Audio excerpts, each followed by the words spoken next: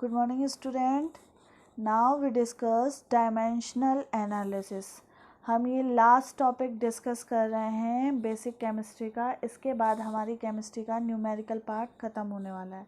Okay फिर अब हमें सिर्फ लॉज वगैरह पढ़ने हैं जो बस लास्ट टॉपिक होंगे इसके. ठीक है, चलिए. तो हमारा जो लास्ट टॉपिक है डायमेंशनल एनालिसिस, जिसको हम यूनिट फैक्टर मेथड भी बोलते हैं, वो किस तरीके से होती है वो हम देख लेते हैं. ठीक है, तो मैंने यहाँ लिखा हुआ है it is use to interconvert to one unit into another. मतलब ये जो मेथड है, जो इसको हमने क्या बोला है, यूनिट फैक्टर मेथड, ये किस लिए यूज़ होती है? ये इंटर कन्वर्ट करने के लिए यूज़ होती है. किसको? वन यूनिट को किसी दूसरी यूनिट में. कैसे? चलिए एक एग्जांपल से हम समझते हैं, फिर आप लोग करेंगे. ठीक है, चलिए. तो हमारे पास पहला एग्जांपल है 3 इंच को आप कन्वर्ट करें सेंटीमीटर में. ओके, आप सबको थोड़ा सा नॉलेज रखना पड़ेगा. ऐसा नहीं है कि आप बस 11th में आए हैं तो सब मैम ही सिखा दें. कुछ नॉलेज आपके पास भी होना चाहिए. ठीक है, तो यहाँ पे हम ये देखते हैं कि 3 इंच को हम सेंटीमीटर में कैसे कन्वर्ट करेंगे. तो इसके पहले हमें ये पता होना चाहिए कि 1 इंच कितने, हाउ मैनी सेंटीमीटर होता है. ठीक है ना, तो आपको पता होना चाहिए. तो 1 इंच कितना होता है? 2.5 सेंटीमीटर. ओके, ये बात आपको पहले से पता होनी चाहिए. ठीक है ना, हर कुछ अब मैम नहीं करा सकती हैं आपके लिए. ठीक है, चलिए अब अपन अपने कॉन्सेप्ट पे आते हैं. तो हमने यहाँ बोला है कि 3 इंच को किस में कन्वर्ट करना है? सेंटीमीटर में. ओके, तो हमें ये देखना है कि 1 इंच कितना होता है? 2.54 सेंटीमीटर. अब ये याद रखना है कि इस डायमेंशनल मेथड में, ठीक है, that means unit factor method में हम कैसे कन्वर्ट करेंगे?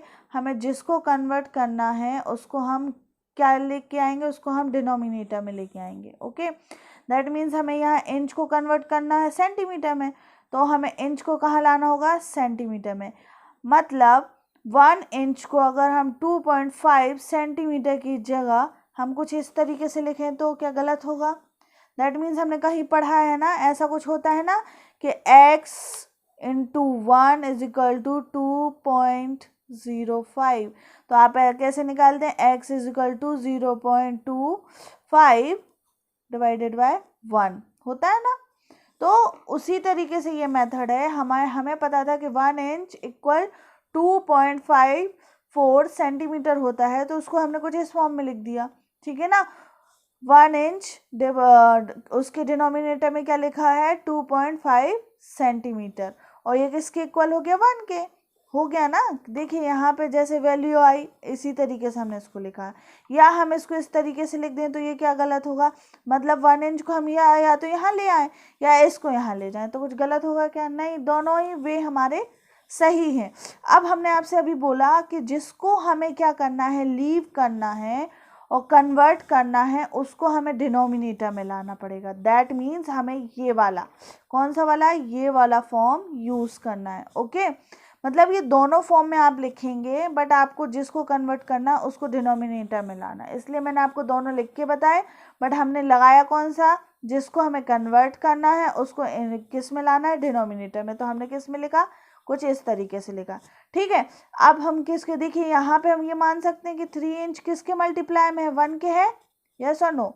है ना. सब एज्यूम कर लीजिए कि जो 3 इंच है वो किसके मल्टीप्लाई में है? 1 के. तो हम यहाँ पे 1 की वैल्यू हमारे पास क्या आई है? ये आई है. तो हम इसको यहाँ पे पुट कर देंगे. देख लेते हैं किस तरीके से. तो 3 इंच, देखिए हम ये नहीं रख सकते, क्योंकि अगर हमने इसको यहाँ पे रखा तो ये इंच और इंच स्क्वायर हो जाएगा. तो हमारा ये आंसर क्या हो जाएगा? फिर इंच स्क्वायर में आ जाएगा, जबकि हमें किस में चाहिए? सेंटीमीटर में. इसलिए हमने इंच को किस में रखा है? डिनोमिनेटर में. तो अब हमने देखा कि 3 इंच को हमने किससे मल्टीप्लाई किया? यहाँ पे माना 1 एज्यूम किया है, तो 1 की हमने यहाँ पे वैल्यू रखी ये. तो हमने यहाँ पे इसको रखा और मल्टीप्लाई किया. तो आप देखिए इंच से इंच कट हो गया और 3 को हमने मल्टीप्लाई किया 2.54 से, तो हमारे पास आ गया 7.62 सेंटीमीटर. ओके, समझ में आया? होप आपको समझ में आया. नहीं आया तो एक बार आप और वीडियो देखिए. चलिए इसके बाद चलिए नेक्स्ट एग्जाम्पल हम देखते हैं कि इसी तरीके से जो हमने किया है, कौन सा डायमेंशनल एनालिसिस में हमने फर्स्ट एग्जाम्पल 3 इंचेस वाला किया, उसी का हम सेकेंड एग्जाम्पल देखते हैं। 2 डेज को आप कन्वर्ट करिए सेकेंड में। अब देखिए, आप वीडियो पॉज कीजिए, मैं थोड़ी देर के लिए रुक जा रही हूँ, आप वीडियो पॉज कीजिए और खुद करके देखिए उसी मेथड से जो मैंने आपको अभी प्रीवियस एग्जाम्पल में समझाई है। ठीक है, करिए, सबको कोशिश करनी है तभी बनेगा, ऐसे नहीं बनने वाला। चलिए फिर मैं भी आप लोगों के साथ करती हूँ। ओके, चलिए तो देखते हैं 2 डेज को हमें किस में कन्वर्ट करना है, सेकंड में। ओके, 2 डेज को सेकंड में कन्वर्ट करने के लिए हमें क्या करना पड़ेगा, पहले हमें ये जानना पड़ेगा कि यहाँ पे एक्चुअली 2 डेज से सेकंड में जाने के लिए हमें क्या क्या चीज़ें जाननी होंगी या क्या पता है हमें ऑलरेडी। तो हमें क्या पता है, हमें पता है कि 1 डे में कितने आवर्स होते हैं, 1 डे में 24 आवर्स होते हैं। ओके, ठीक है। चलिए सेकंड, हमें ये जानना पड़ेगा कि 1 आवर्स में कितने मिनट होते हैं, 60 मिनट। ओके, चलिए ये भी हमें पता है पहले से। चलिए अब ये जानते हैं कि 1 मिनट में कितने सेकंड होते हैं। Okay, 60 second, understand. तो ये हम पहले से जानते आ रहे हैं और पहले चलिए देखिए, हमें ये वैल्यू पहले से पता थी, हमें ये पता था 1 डेज में कितने 24 आवर्स होते हैं, 24 आवर्स में 60 मिनट्स होते हैं, 1 मिनट में कितने सेकंड होते हैं, 60 सेकेंड होते हैं। ठीक है, तो हमें ये पता करना होगा कि 1 डे की वैल्यू कितनी है, 24 आवर्स है, 1 आवर की वैल्यू 60 मिनट है, 1 मिनट की वैल्यू 60 सेकेंड है। ये हम बचपन से पढ़ते आ रहे थे, हमें ये पहले से पता था। ठीक है, अब इसको हमें अपनी डायमेंशनल मेथड से करना है। तो डायमेंशनल मेथड से करने के लिए हमें ये जानना पड़ेगा कि हम इसको लिख कैसे सकते हैं। तो फर्स्टली हमने आपको अभी लिखने का तरीका बताया, तो बिल्कुल सेम है, हम इसको भी उसी तरीके से लिखेंगे। हम लिख सकते हैं 1 डे किसके उसमें होता है, 24 आवर्स में होता है ना, और 24 आवर्स किसके इक्वल होता है, 1 डे के। यस, ये हमें पता है तो हमने लिख लिया। ठीक है, इसमें कोई डाउट, सेम थिंक है कि हम इसको भी अगेन इसी तरीके से राइट करेंगे। 1 आवर्स आपका किसके इक्वल होता है, बताएं, 1 आवर्स किसके, 60 मिनट के। Yes, good. चलिए, और हमारा 60 मिनट किसके इक्वल हो सकता है, 1 आवर्स के। That is very good. Okay, चलिए लास्ट हमारी वैल्यू है 1 मिनट इक्वल 60 सेकेंड। तो हमें देखना है 60 सेकेंड किसके, 1 मिनट हमारे किसके इक्वल होता है, 60 सेकेंड के। Yes, good. चलिए अब 60 सेकेंड किसके इक्वल होता है, 1 मिनट के। ओके, हमने इसी तरीके से वैल्यू लिखना आपको सिखाई अभी डायमेंशनल मेथड में, हमने इसको भी उसी तरीके से लिख लिया। ठीक है, सबको इसी समझ में आया कि मैम ने किस पैटर्न को अपनाया है इसमें।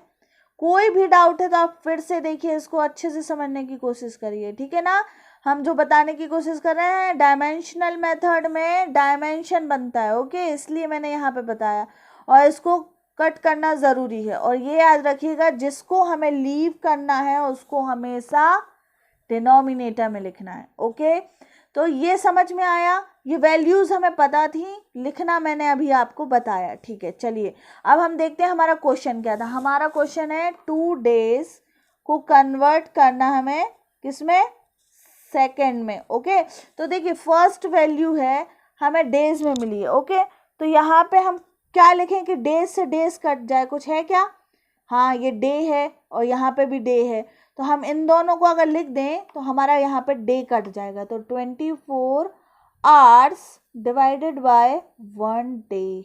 ओके, चलिए लिख दिया। देन नेक्स्ट, चलिए अब डे से डे तो कट गया, अब आवर्स आ गया, अब आवर्स को भी कट करना है क्योंकि हमें आंसर किस में चाहिए, सेकंड में। तो चलिए हम सेकंड वाले में देखते हैं आवर्स कहाँ है डिनोमिनेटर में। यस, ये है, तो हम इसको लिख देते हैं। तो 60 मिनट को हम किसके इक्वल कर सकते हैं, 1 आवर्स के। अब देखिए यहाँ पे आर से आर तो कट गया। Okay, good. तो हम यहाँ पे क्या कर सकते हैं, अब देखिए क्या बचा है, यहाँ पे मिनट बचा। नो, हमें मिनट में आंसर नहीं चाहिए था, हमें किस में चाहिए था, यस सेकंड में। तो हम फिर से क्या करेंगे, हम मिनट वाले में देखेंगे कि यहाँ पे सेकंड कहाँ है, किस में, डिनोमिनेटर में, नहीं सॉरी सेकंड में। तो ये है, तो 60 सेकेंड हमारे किसके इक्वल होते हैं, 1 मिनट के। ओके, हम इसको लिख देंगे। अब देखिए डेज से डेज कट गया, आर से आर कट गया, ओके, और मिनट से मिनट कट गया, तो हमारे पास कुछ आ गई value 2 into 24 into 60 into 60। Okay, तो आप इस, और 60 सॉरी सेकेंड। ओके, तो आप इसको सॉल्व करेंगे, कुछ लैक्स में वैल्यू आएगी और वो आपका आंसर होगी, और हमें आंसर किस में मिल जाएगा, सेकेंड में। ओके, तो आपको इसी तरीके से एग्जाम्पल करने। होप आपको डायमेंशनल मेथड समझ में आई होगी। हमारा ये न्यूमेरिकल टॉपिक जो बेसिक केमिस्ट्री से था आज फिनिश होने वाला है। बस इसके बाद हम अपना थ्योरिकल जो पोर्शन है वो स्टार्ट करने वाले हैं। डायमेंशनल मेथड का यूज़ हम सिग्निफिकेंट फिगर्स और साइंटिफिक नोटेशंस में करते हैं के बाद करते हैं, सॉरी, इसलिए मैंने इसको यहाँ पे एक्सप्लेन किया है। ठीक है, आप सबको ये मेथड याद रखनी है, ठीक है, और समझने की कोशिश करनी है और अपनी बुक से इसके क्वेश्चन लगाने। ओके, चलिए अब इसके बाद लास्ट में अब मैं अपन ने जो चीज़ नहीं डिस्कस की है इस पूरे में, वो ये 2 डेफिनेशंस हैं। तो ये और लास्ट में समझ लीजिए, ज़्यादा नहीं, बस 5 मिनट का टाइम और लगेगा। तो आप बस ये लास्ट डेफिनेशंस है जिनका मुझे क्या है, सिर्फ मेन डिफरेंस बताना है आपको। ठीक है, कुछ बच्चों ने इसके नोट्स भी बना लिए हैं, होप कि उन्होंने इसको समझने की कोशिश की होगी, क्योंकि हम क्या पढ़ रहे हैं, हम केमिस्ट्री पढ़ रहे हैं। तो हमें केमिस्ट्री कहाँ डील करनी होती है, हमें केमिस्ट्री लैब में डील करनी पड़ती है। ओके, तो लैब में कैसे आप रिजल्ट फाइंड करेंगे, कैसे उसको निकालेंगे, ये सब हमें आना चाहिए। आप सोच रहे होंगे मैम पता नहीं क्या पढ़ा रहे हैं, तो बेटा जो भी मैंने अभी तक पढ़ाया है, जितने भी वीडियो हैं, चाहे वो साइंटिफिक फिगर हो, साइंटिफिक नोटेशन हो, या फिर जो भी हमने आपको न्यूमेरिकल अभी पढ़ाया, ये सारा कुछ अभी आपको यूज़फुल है पता। और आप अभी लैब जाएंगे ना तो ये सब आपको करना पड़ेगा, ठीक है ना, क्योंकि साइंटिफिक वैल्यू इस तरीके से हम लिखते हैं, किस तरीके से हम डिनोट करते हैं, किस तरीके से प्रेजेंट करते हैं, ये सब आपको आना चाहिए। ओके, इसलिए हमें ये सब आपको पढ़ाना पड़ा। ठीक है, हमने आपको रिजल्ट निकालना बताया, हमने रिजल्ट आपको रिप्रेजेंट करना बताया, ठीक है ना, सब कुछ हमने आपको इसमें डिटेल में बताया, यूनिट्स बताई जो कि फिजिकल और फिजिक्स का पोर्शन था, वो सब हमने डिस्कस किया है। ओके, तो अब हम ये जान लेते हैं कि ये जो 2 डेफिनेशन जो हमारी लास्ट में बच गई हैं उनका क्या मीनिंग है और क्या यूज़ है हमारी केमिस्ट्री में। ठीक है, तो हम आपको बस ये बताना कि प्रीसाइज और एक्यूरेट, ये 2 टर्म हैं जो केमिस्ट्री में यूज़ होते हैं, सिग्निफिकेंट फिगर में यूज़ होते हैं, उनका मीनिंग क्या है फर्स्टली हम ये देखते हैं। ठीक है, तो प्रीसाइज का मीन्स है क्लोजनेस, किसकी closeness, to the true value and exact value. अब देखो ट्रू वैल्यू क्या है, पहले ये समझना पड़ेगा। जैसे मैंने बोला कि आप लैब में कोई भी प्रैक्टिकल जो पहले ऑलरेडी देखिए, अब हम जाएंगे लैब, जाएंगे तो लैब में आप लोग करेंगे प्रैक्टिकल। तो प्रैक्टिकल ऐसा तो है नहीं कि अब आप लोग साइंटिस्ट हो तो हम आपसे ही कहेंगे कि आप अपने मन का कोई प्रैक्टिकल कर लो, नहीं। अभी आप क्या है, अभी अभी आपने केमिस्ट्री ली है, आप स्टार्टिंग कर रहे हो, तो आपको क्या करना पड़ेगा, आपको प्रीवियस जो प्रैक्टिकल ऑलरेडी जो बने हुए हैं आपको वो फॉलो करने पड़ेंगे, उससे आप सीखेंगे कि how to done in laboratory. ठीक है, तो हम ये चीज़ें यहाँ पे सीखेंगे। तो उसको समझने के लिए हम आपको जैसे बोलेंगे कि 2 ग्राम मतलब 2 ग्राम कोई हमारा प्रोडक्ट है, HCl है, उसको लो तो आपका यहाँ पे रिजल्ट या प्रोडक्ट आपको मिल जाएगा। रिएक्शन हो जाएगी किसकी, 2 ग्राम HCl की वाटर के साथ, ठीक है ना, तो ये कुछ दूसरा प्रोडक्ट दे देगा इस तरीके से। या कुछ भी, सपोज हमने आपको बोला कि आप क्या, आप 4 ग्राम NaCl ले लो, ठीक है, और उसको रिएक्ट कराओ वाटर से करा दो या फिर HCl से, ठीक है, तो वो क्या बनेगा, तो ऐसा कुछ। अब ऐसा तो है नहीं हमने आपको 4 ग्राम NaCl बोला है और आप कितना लेके आ गए, आप 10 ग्राम लेके आ गए, मैम इतना मिल रहा था उतना नहीं मिल रहा था तो हमने ले लिया, ऐसा नहीं हो सकता। लैब में अगर मैंने आपसे बोला 4 ग्राम दैट मीन्स 4 ग्राम ही आपको लेना पड़ेगा। आप उससे वेरीड नहीं कर सकते कि आप कुछ भी ऊपर या नीचे लेके आ जाएं, ठीक है। तो प्रीसाइज क्या है, क्लोजनेस किसकी, ट्रू वैल्यू। मतलब अगर हमने 10 बोला है तो उसके आसपास आप ये कर सकते हो कि 9.9 ले लो या 9.5 ले लो या फिर 8.5 ले लो समथिंग, ठीक है। या फिर हम क्या ले लें 10.5 ले लें या फिर 10.8 ले लें। तो हम कुछ ऐसा कर सकते हैं कि हमको एक वैल्यू है, जैसे मान लीजिए अब हमें 10 ग्राम नहीं मिल रहा है तो हम उसके कोई आसपास की वैल्यू ले लें और क्या कर लें, उससे अपना प्रैक्टिकल कर लें, तब भी हमें रिजल्ट मिल जाएगा, ठीक है ना। तो बट वो क्लोज होनी चाहिए किसकी, हमारे ट्रू वैल्यू के। ऐसा नहीं है कि हमने 10 बोला तो आप 11 चले गए, ठीक है ना। हमने 10 बोला आप 11 लेके आए, हमने 10 बोला आप 8 लेके आ रहे हैं, हम 10 बोल रहे हैं आप 20 लेके आ रहे हैं, ऐसा नहीं। एग्जैक्ट वैल्यू जो हमने दी है उसके आपके बिल्कुल क्लोज जो वैल्यू है, मतलब क्लोज कौन सी है 9.9 या 9.8, उस वैल्यू को लेते हैं तो वो प्रीसाइज होता है, ठीक है ना। चलिए ये समझ में आया। अब एक्यूरेट समझ लेते हैं, ठीक है ना। एक्यूरेट, अब एक्यूरेट में क्या है, एक्यूरेट का मीनिंग है मीन्स द एग्जैक्ट वैल्यू। अगर एक्यूरेट की बात हो रही है दैट मीन्स अगर हमने आपसे बोला 10 ग्राम तो वहाँ पे आपको 10 ग्राम ही लेना है, 9.9 ग्राम नहीं करना है उसको, ना ही कितना 10.1 ग्राम, ये नहीं कर सकते। अगर हमने आपको बोला है 10 तो दैट मीन्स कि 10 ही लेना है, तभी आपका रिजल्ट एक्यूरेट होगा। प्रीसाइज के केस में क्या है, हम 9.9 ले सकते हैं पर एक्यूरेट के केस में नहीं। एक्यूरेट मीन्स एक्यूरेट, ठीक है। चलिए एक एग्जांपल से हम इसको समझ लेते हैं, होप आपको समझ में आएगा कि हम क्या कहना चाह रहे हैं। चलिए देखते हैं। 3 स्टूडेंट हैं, ठीक है। मतलब देखिए लैब है, हम लैब जाएंगे तो ऐसा तो है नहीं कि हम एक बार प्रैक्टिकल करेंगे ओ माय गॉड हमारा एक बार में रिजल्ट आ गया, ऐसा तो रियल लाइफ में भी नहीं होता। आप खुद बताइए, अगर हम अभी एग्ज़ाम देते हैं तो क्या ऐसा होता है कि हम एक बार में बहुत अच्छे मार्क्स लेके आ जाते हैं, नहीं। हम बार बार एग्ज़ाम्स देते हैं, हम इम्प्रूव करते हैं और इससे हम सीखते हैं, है ना। हमारे क्वार्टरली होते हैं, फिर उसके बाद हमारे हाफ ईयरली होते हैं, फिर फाइनल होता है ना। ये 3 बार एग्जाम्पल क्यों है, सिर्फ इसीलिए, ठीक है। ये 3 एग्जाम्पल 3 एग्जाम को शो कर रहे हैं कि मतलब आप एक बार अच्छे से नहीं कर पाए फिर से करिए, फिर नहीं कर पाए फिर से करिए, फिर उसका एवरेज आपको मिलेगा। तो आप एवरेज से क्या कर पाओगे, एवरेज को आप अच्छे से शो करोगे कि हाँ ये हमारी नियरेस्ट वैल्यू है जो हमें फाइंड करनी थी। नहीं आया समझ में, अभी रुक जाइए, टेंशन नहीं लीजिए, पर हम समझाने की और कोशिश करते हैं, ठीक है। आप देखिए हमारे पास 3 स्टूडेंट है ए बी सी। फर्स्टली ए गया लैब, ठीक है।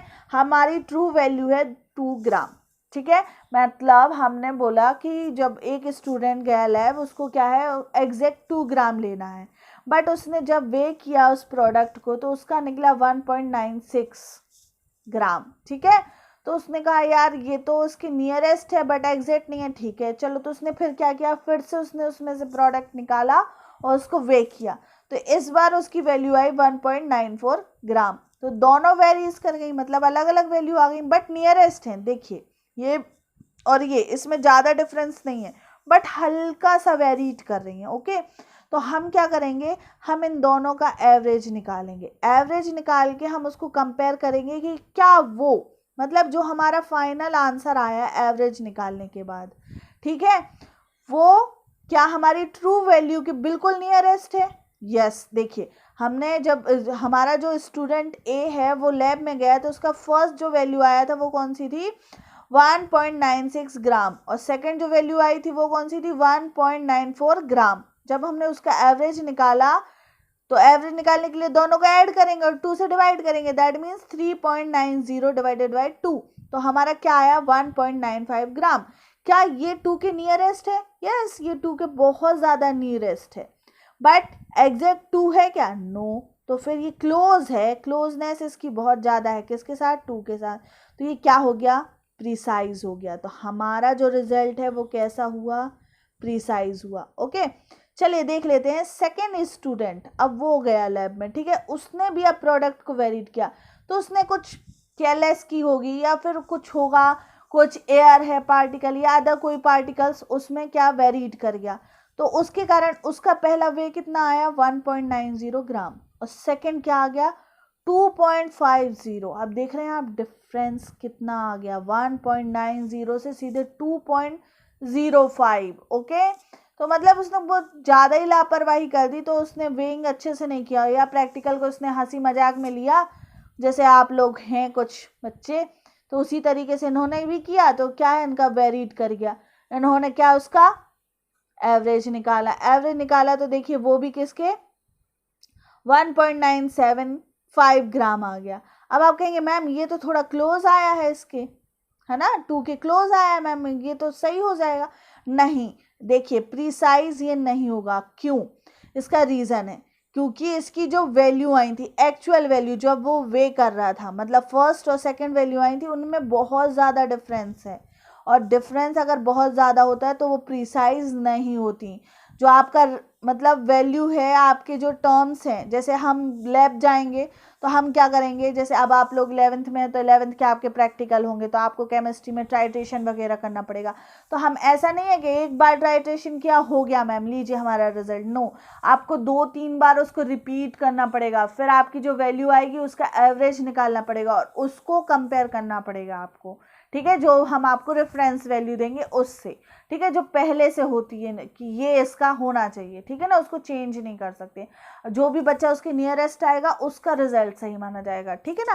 तो ऐसे ही इसका, तो आपका रिजल्ट ही जब उसके आसपास नहीं आएगा या उसमें बहुत ज़्यादा डिफरेंस आएगा तो आपका आंसर कैसे आ जाएगा, ठीक है ना। तो जो सेकेंड स्टूडेंट गया था तो उनके देखिए उनके जो भी रिजल्ट टर्म्स हैं वो देखिए अलग अलग आए हैं, ठीक है, तो उसमें क्या हो गया, बहुत ज़्यादा डिफरेंस हो गया, इसलिए ये जो वैल्यू आई है तो वो नाइदर प्रिसाइज नॉर एक्यूरेट। जब वो प्रिसाइज ही नहीं है, जब वो क्लोज ही नहीं है एग्जैक्ट वैल्यू के, तो वो एक्यूरेट कैसे आ जाएगी, समझ रहे हैं, इसलिए मैंने यहाँ पे लिखा है neither precise nor accurate. Okay, चलिए थर्ड स्टूडेंट को देख लेते हैं। हमारा थर्ड स्टूडेंट गया तो उसने वे किया, तो उसका वो बहुत थोड़ा सिंसियर था, ठीक है, सिंसियर बंदा था, ठीक है, जैसे हमारी क्लास में हैं 1-2 बच्चे तो सिंसियर थे, तो वो गए तो उन्होंने वे किया, जैसे 1.99 ग्राम आया फर्स्ट उसका वे करने पे, ठीक है, और सेकंड उसका 2.01 ग्राम आया। ओके, उसके बाद हमने दोनों का एवरेज निकाला तो हमारा आ गया 2 ग्राम।